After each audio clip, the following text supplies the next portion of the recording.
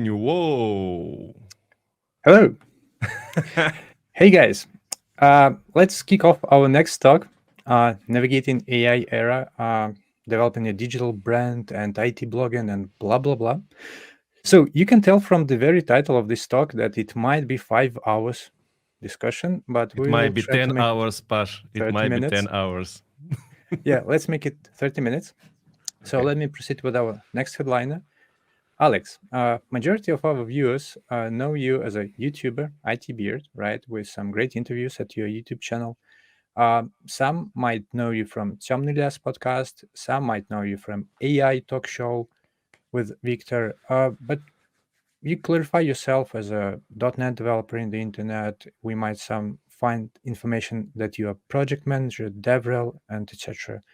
So if you are to find one word that actually describe yourself, so could you tell us for some better introduction? If be honest, for one word, it will be creator. I'm creator. But what I create? I create a lot of content around the IT, and I also create in code. So all of us as programmers, we also creators, but code creators. And if I have several minutes for tell you about my history, I'll do it. Yeah. Approximately since 2011, I was like a programmer, but last 2 years I'm working as a content creator and community builder at Anywhere Club project. Some of you maybe already hear about this project. It is a worldwide platform for IT professional and specialists of all levels. We provide a lot of opportunities for learning, for getting job. We provide resume, helping in creating your resume. Mhm. We providing English language tests, and also we providing a lot of content on several languages, by the way, on Russian, on Ukrainian, and of course on English language. We have huge blog, so if you want get some new information about IT, if you want to know how to get to the IT, you can go to the Anywhere Club. And also, since 2018, I have been doing video blogging on YouTube.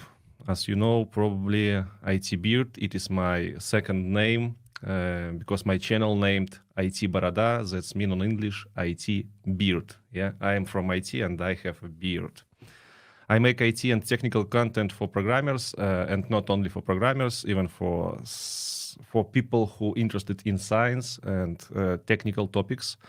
Uh, what else? Last half an year, together with Victor Shulenchenko, already mentioned by you, Pasha, Mhm. we creating podcasts about AI news. Twice per month, we creating this podcast, AI podcast. You can easily found us on any podcast platforms. And also, maybe last half, not half, last okay, let's say last 2 years, I make a lot of efforts to create Belarusian language community here in Poland and also worldwide. So I created hugest Belarusian language Mastodon server. I make a lot of content on YouTube for Belarusian language people, and also I make a lot of content about AI on Belarusian language. For example, 4 hours lectures. That's it. Mhm. Okay. Okay. So thank you. You elaborate quite a lot on this creator word that you've picked up. Cool. And since the main topic of our conference is AI, do you mind to give some information about like AI, right? What does it mean for you? Why did you decide to cross your path with AI at some point? Oh, okay. So my introduction to AI technologies, I mean machine learning and deep learning, data science, happened a few years ago when I made a lot of content on YouTube channel IT Brada around these topics. Then maybe in 2021, as a programmer, I started to use GitHub Copilot, Mm-hmm. already known for our public, I believe. It is Yep. smart linter, and as a programmer, I use it almost 2 years, and immediately I felt in love with this technology. And then after several years, I start using ChatGPT. That also awesome tool for programming, for blogging, for almost each aspect of your life. And to answer to your question, what is AI? There are like no simple answer. From the simplest point of view, it is a generative neural network. From my perspective, for now, it is generative neural networks. Generative, it is important because these neural networks create something new. They have an opportunity to create something new.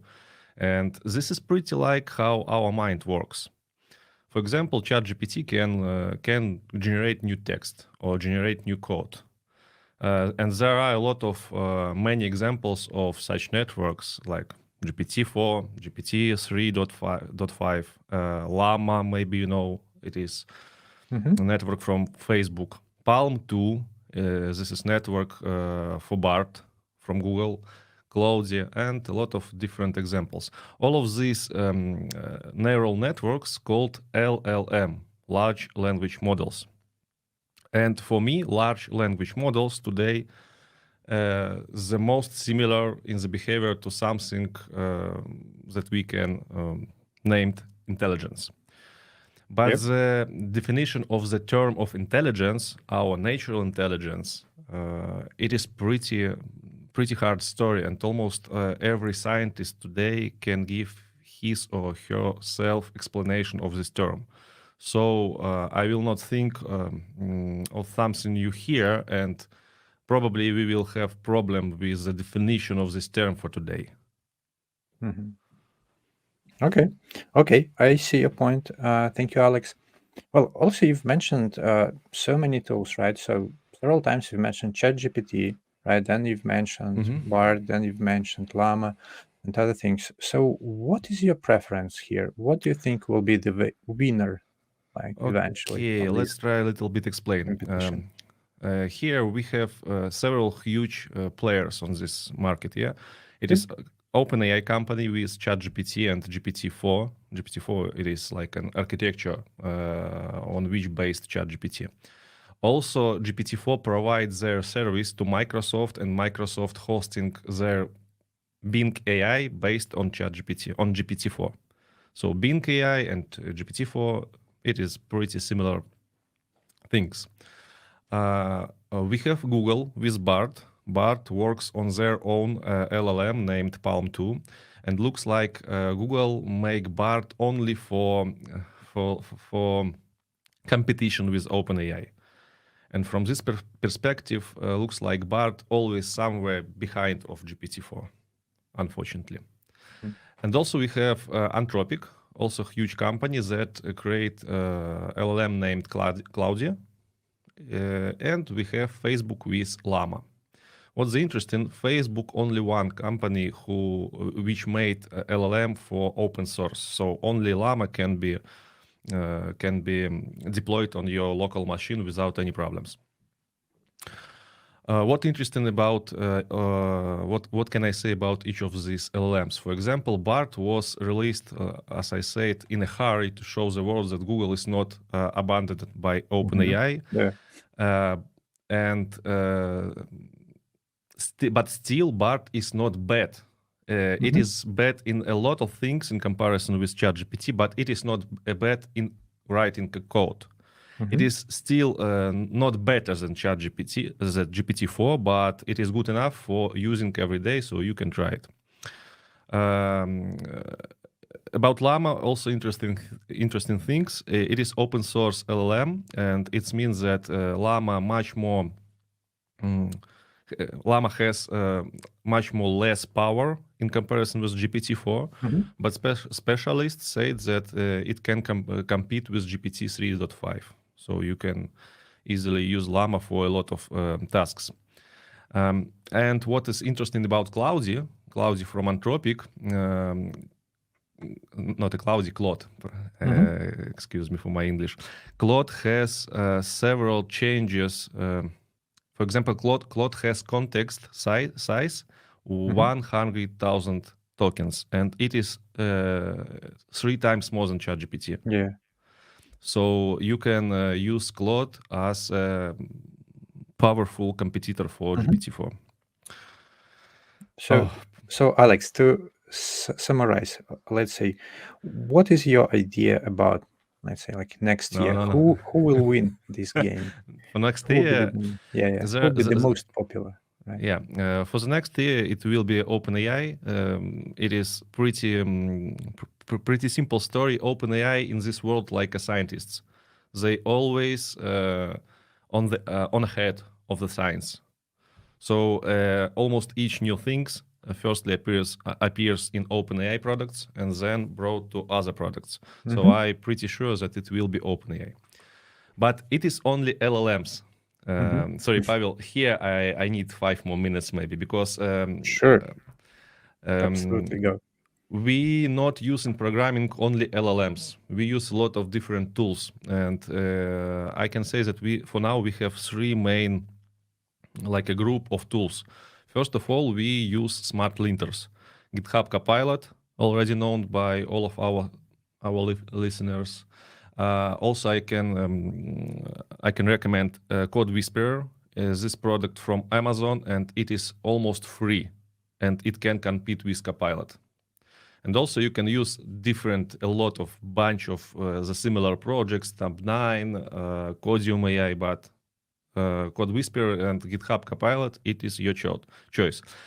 These smart code completion tools just write code for you, yeah? So it is first point of interaction with AI that you as a programmer should use. Second point of interaction, it is integrated AI chat inside your IDE. Here we have 3 big players: JetBrains AI Assistant, MachineNet, and GitHub Copilot Chats. JetBrains AI Assistant and MachineNet, 2 projects that work in almost all IDE from JetBrains. So this is just integrated ChatGPT inside your IDE. But what's the interesting MachineNet? It is a project from Belarusian guys who lived in London also, like you, and they create the project that really can really deep looking inside context of your programming project. So if you want to try pair programming with AI through the chat, please try to use MachineNet. If you use Visual Studio or Visual Studio Code, you can try GitHub Copilot Chats. Also pretty good tool. And third big group of tool set for programmers, it is test writers. You can completely write almost all unit tests using by only AI. Here you can use also MachineNet. MachineNet create awesome tests for Java. And if you want try different language, not only Java, you can use Codium AI. Codium AI, it is Israeli project, also pretty good. If you write in on.js, you can use Codium AI. Okay. Good and solid explanation that it's not that simple here in Pavel, AI. one more minute. I have Okay. another one slide. With tools that currently like not in production, but these tools shown us the future of programming with AI. Our listeners can make a picture of this slide and then just Google these projects. Almost all of these projects can create completely readiness programming project by from your backlog. So you just put backlog inside GPT Engineer, and after several minutes and after several dollars, you get workable project. And it is important. It is our future, but we can sleep well for now because these tools pretty dummy for now, and they can like generate a lot of boilerplates, but it is not like a good quality code. So for now, it is just science tasks. But if you're interested in it, you can try it. That's it about programming tools. Okay, cool. Thank you, Alex. And what if we transform our talk a bit about creators, right? How actually AI can help creators to create content, to compete with each other and stuff like that, from your perspective? Um, AI systems mm, can get you opportunity to spend less time for creation content. These systems definitely cannot like replace you or replace your work.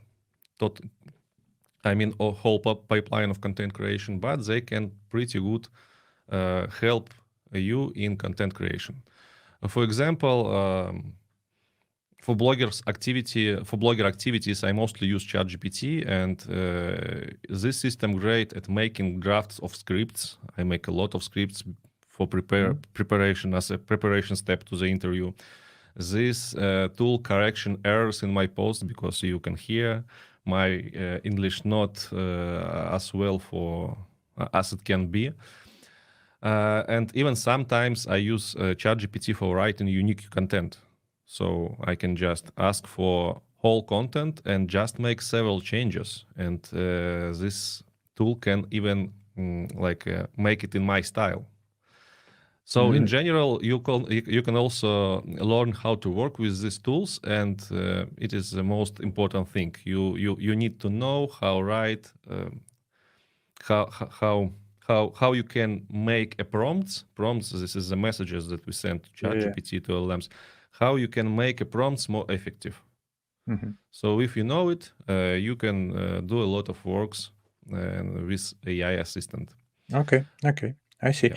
So you said that you actually use it quite a lot of time, but actually I have to admit one thing for the audience, that actually we decided first to use ChatGPT for this interview, but for some reason we generated all the questions and answers and stuff like that, but they were so like machine style, so we decided to go with the good old school interview as we're having as of now. So could you agree with me, Alex, at some point that AI can help creators to create content, but it will not replace content creators? It is a question about killing creativity, yeah? Absolutely, yeah. Okay, it is not a simple question again. A lot of questions around AI not as simple as we can do, as we can think about it. First, let's say what AI can create today in the creativity sphere. For example, it is not only creating of the texts. AI also can create good quality images, Midjourney, Stable Diffusion, Deep Floyd Eve, and other services. AI can clear your voice, for example. Adobe Enhanced Speech, Clean Voice AI. AI can fake your voice. You can try UberDuck AI. AI can generate video completely from the scratch. AI can translate your speech from one language to another language, make lip syncing, and make it with all of your speciality from your speaking. Yeah, so you can use again pretty hyped neural network last several weeks. So for now, AI looks like can create a lot of creativity tasks, and from this perspective, yeah, it is little bit terrible for content creators and for creators, for art workers, for I don't know, song writers, for video creators. All of we know that now in Hollywood a lot of protest against the AI, yeah, and it makes sense. It definitely makes sense. And history shows that technology progress is unstoppable, unfortunately. Unfortunately, people will lose their jobs because of this progress, and it is very important to support these people. And it is very important understand the new technologies and use these new technologies and find a ways to like make stronger yourself with these technologies. This is my advice to content creators. But I think that in the nearest future, we will see some new legalizations, some new laws in different countries that will help regulate AI. We see it right now, but not in full, like gratefuls. And these laws, I believe, should protect the rights of authors and content creators. Okay.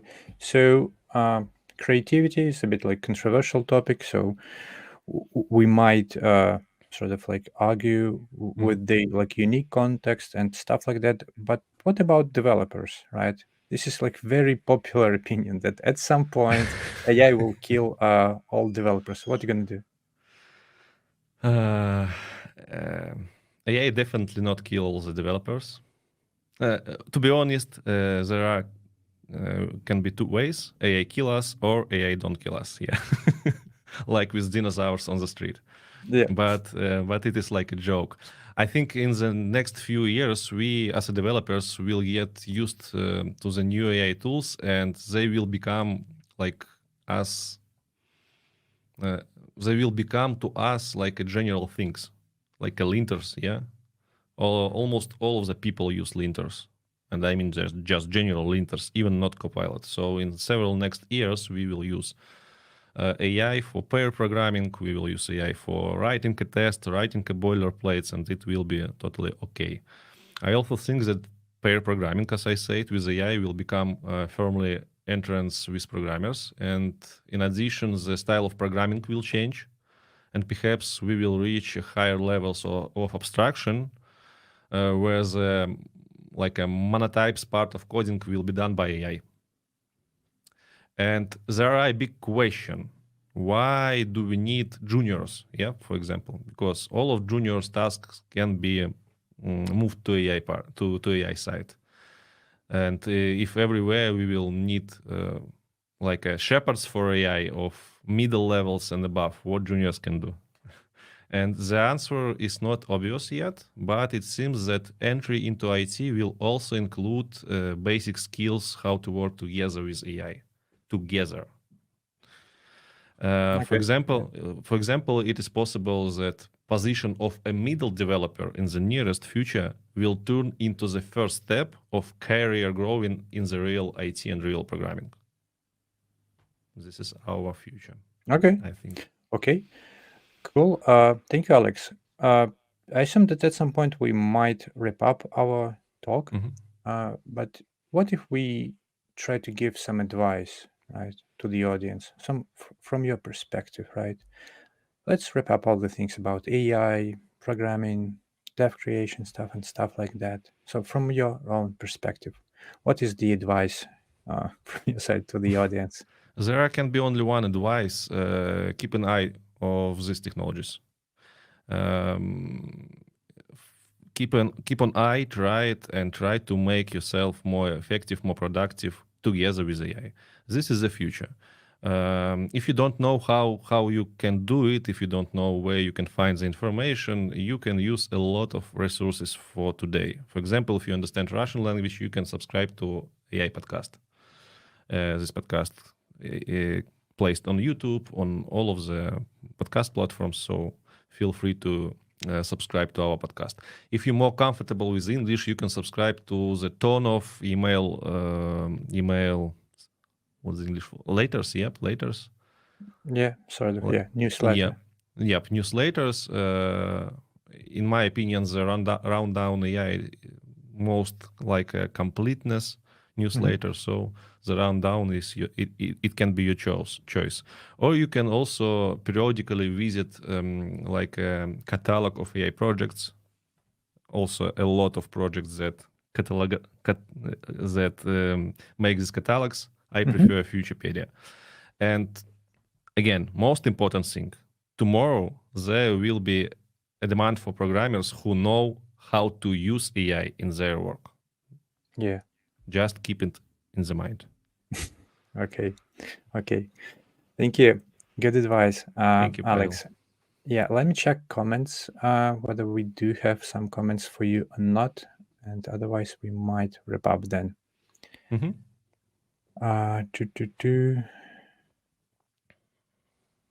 Yeah, I see that we got comments only for the previous talk.